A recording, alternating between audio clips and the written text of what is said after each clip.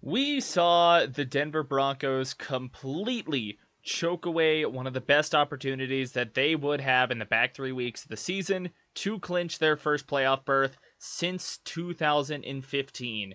In this episode, I will be going over what went wrong for the Broncos and what they need to correct going into a Week 17 matchup on Saturday with the Cincinnati Bengals.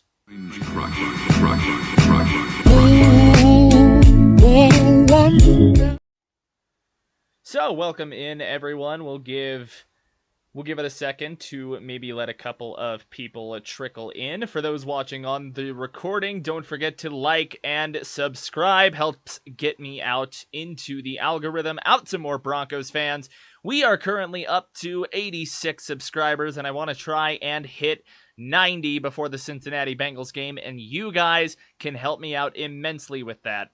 So let's get into some numbers first. We'll start with this offense. Bo Nix had a solid game, 29-40, 263, 2 touchdowns, no interceptions. That was kind of something he was getting harped on coming into this week. Looked like he was returning to September Bo. The Broncos rushing. It was good. I'm going to get into my gripes with it in a minute. Audric Estime was 9 for 48 for 5.3 a carry and a score. Bo Nix had 3 rushes for 25 yards. Javonte Williams, 4 for 24. It was an efficient day for him on just a few touches. Blake Watson also got 4 carries, and he went for 10 yards, while Marvin Mims had a carry that went for 3. Now we look at this at the receiving game here. Marvin Mims goes 3 for 62. Sutton goes 5 for 50. Javonte Williams had 7 catches for 29 yards, kind of playing that Samaje Perine role, it appears. You had Troy Franklin with 2 catches for 25 yards. Devon Vele, 2 catches, 21 yards, and a touchdown. You had Lucas Kroll with 3 catches for 21 yards. Michael Burton, 3 catches, 19 yards, and a touchdown. Nate Atkins, 2 catches, 18 yards. Blake Watson, 1 for 13, and Adam Troutman, 1 for 5. Now we look, you know what, we'll wait on the defensive numbers and just to talk about the defense in general. The Broncos offense showed a lot of flashes there in that in that first half here. I mean, you know, coming right out of the gate, the run game was working for them really, really well until the wheels kind of fell off, and I'll get into what happened here in a second. Nix looked good within the offense. I felt like there was still a little more dink and dunk that I would have liked, but he was kind of under pressure quite often during the night. He got sacked twice, which lost 18 yards, and it was not his. I wouldn't. It's far from a bad performance, and it definitely feels like a little bit of a rebound game. But you would have liked to see him, you know, push it down the field a little more, especially in that second half when the Broncos were struggling to get things going. It just felt like they had a hard time finding anything over, 10 yards kind of past the line of scrimmage with how that Chargers defense played in that second half. Only held the Broncos to 6 second half points. The receivers, I liked what was going on. Marvin Mims was amazing in the screen game, which kind of nullified the lack of punt returns there. There were some penalties that definitely held the Denver Broncos back, and we will get into those here in a moment, because that was another killer. And it really wasn't offensive penalties. There was one crucial special teams penalty that I will get into in a minute. Now, the running game is something I really want to focus on, because on the surface, it is a really good running back by committee performance here. You had a combined 21 carries for 110 yards, averaging 5.2 a carry. You ran for a touchdown, so that's a pretty good day. A lot of my issue is that even starting from the second quarter, it felt like the Broncos really, really, really got away from the running game. And that, I think, was a part of the reason they weren't able to fizzle things out. When they went on that first drive and only threw 2 passes, they ran so much time off of the clock just off of that, and they were able to really get things going on the ground. So when they started moving away from it, really trying to get Nix into this play-action drop-back game, it really felt like a pendulum swing from run to pass, and then they could never quite push it back to consistently running the ball. And I think that was one of the big reasons that they lost, is because nearing the end of the game, it was really just kind of 3 yards in a cloud of dust. Overall, I liked what I saw from the receiving game, even still. Although Sutton, if I remember right, he might have had a crucial drop at some point in the game. I know Franklin had one that hit his hands. There are people that are mad, and I kind of certainly was at the time, about a missed pass interference call on Marvin Mims that he should have drew. Granted, it was a complete underthrow that if Nix just gets out a little earlier, it's a touchdown. And we're probably singing a whole different tune about either, at worst, a close overtime loss, or at best, Denver hangs on to this thing, and I'm here talking about first postseason berth since 2015. Right now, Denver sits at around an 85% chance to get into the playoffs, although they have tough matchups coming up against Kansas City, and you've got Cincinnati next week on Saturday. Now we look at what the defense did, and the first half, phenomenal. Second half, not so good, and the real turning point of the game, I think, was at the end of half, when Denver gave up that free kick, and that was off of a special teams penalty that set that up entirely. It was for a fair catch, fair kick, whatever the wording is, interference. And so that left Denver in the position to give up that free kick. First one since the 1970s, by the way, that was actually made and converted. Just a little a 57-yard kick that Cameron Dicker absolutely nailed. And so, looking into what this defense did on the surface, numbers-wise, Brandon Jones had 10 tackles on the day with a pass defense QB hit. Cody Barton had 7 tackles. Locke had 6. And then you have a lot of guys here in the 4-tackle club. And Allen, Stranad, Sertan, and Chris Abrams. Drain in the 4-tackle club. Chris Abrams drain with an interception and a pass defense right there. Uwazurike had 3 tackles, as did McMillan. Jonah Ellis. Drew Sanders had a sack, as did Dondre Tillman. So some kind of backup guys for your Broncos stepping up right there.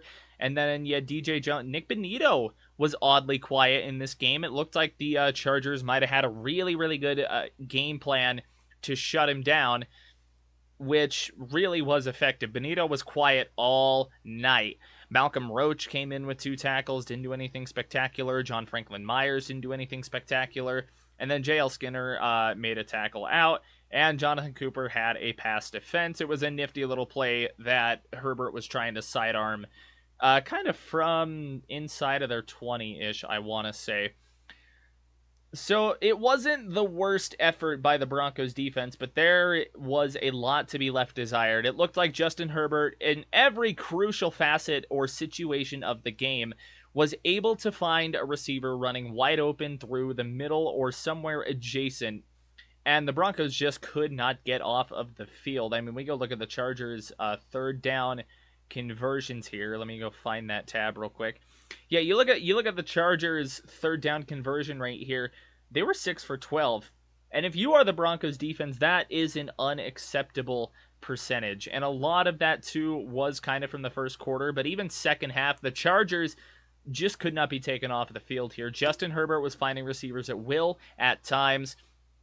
And as a defense, I mean, there were some crucial plays that they gave up. I specifically think of that long touchdown pass to Haskins on what was really just a little flip that no one could just get to the guy.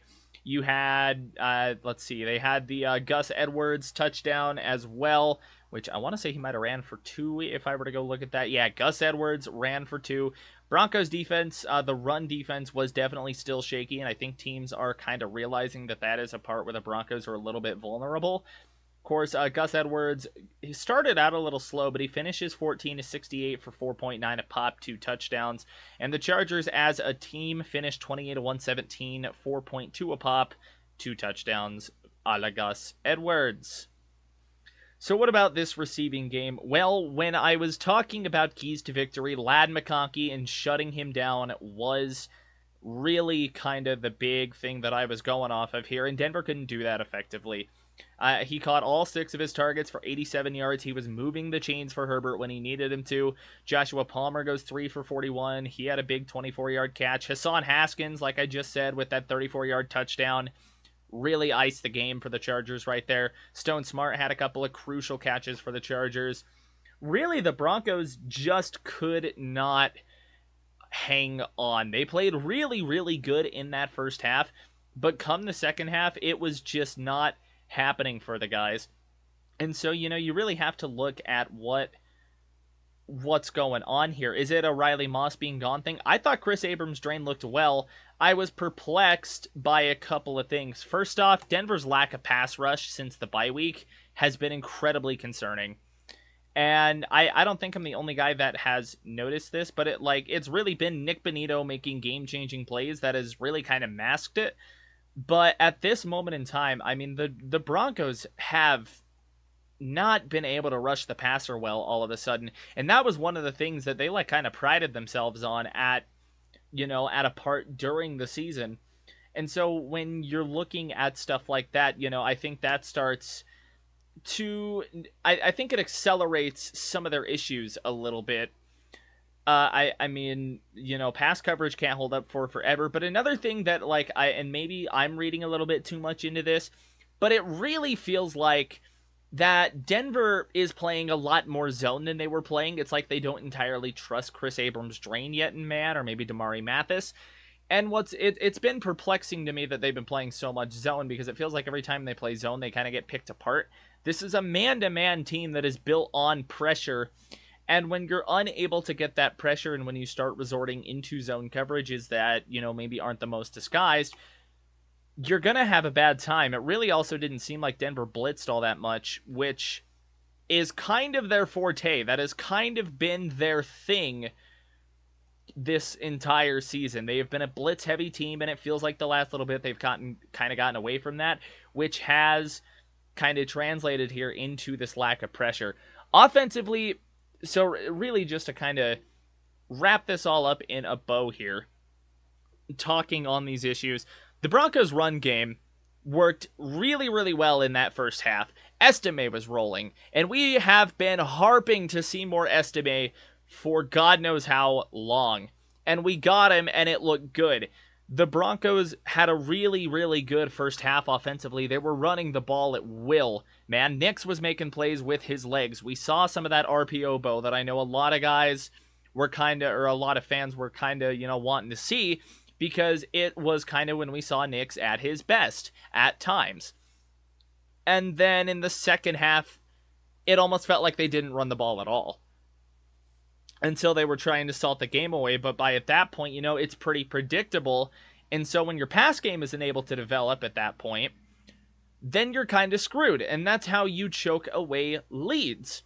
So what does Denver have to do against Cincinnati? They are going to have to play this similar style of time of possession, keep the Bengals offense off of the field. Now remember, Denver clinches with just one single win. All Denver has to do is win, and they're in one of these next two games. They can get some outside help with some losses by, I believe it is Miami and Cincinnati this week.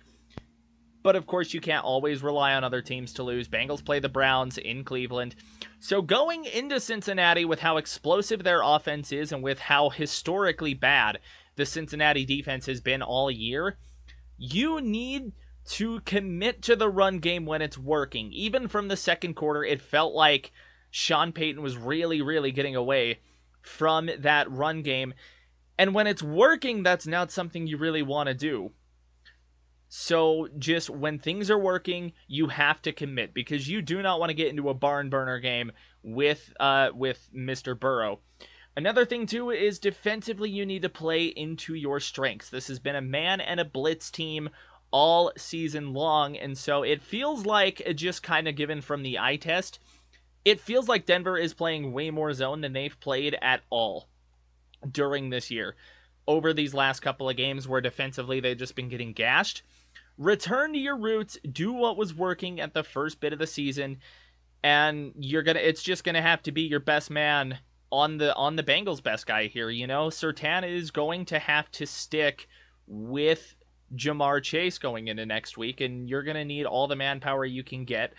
We might see Riley Moss back, so he should be able to stick hip to hip with T. Higgins, and that'll leave Jaquan McMillan in the slot, and the Broncos should be back to full strength on the secondary front. Although I commend Chris Abrams-Drain for the job he's done the last 2 weeks. Chris Abrams-Drain was not the problem in the defense.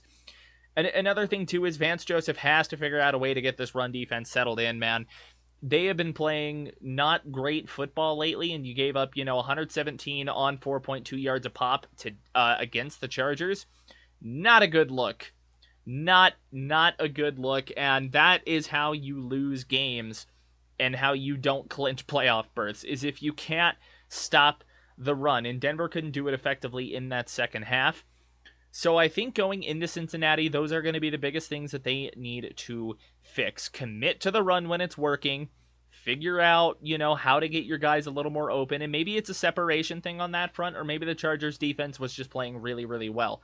Either way, Denver needs to find ways to move the ball on the ground to help Knicks, because that is when we saw that offense at its best last night, giving Knicks windows to throw to, giving him, that run game support that opens up the pass game. I know it's kind of cliche, but that is how things work.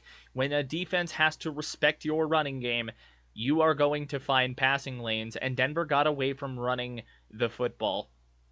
Another thing, too, Marvin Mims has been a revelation so far, man. I am loving his development, and I think you've got to really keep him in the game plan going forward at this point. I mean, he's having a really good back half of the season here, and hopefully he can spark something on special teams at that point. But with that being said, it's a little bit of a short stream, I know, but I am recording this, so I am going to go edit that down as well, and I'll have that up in just a little bit.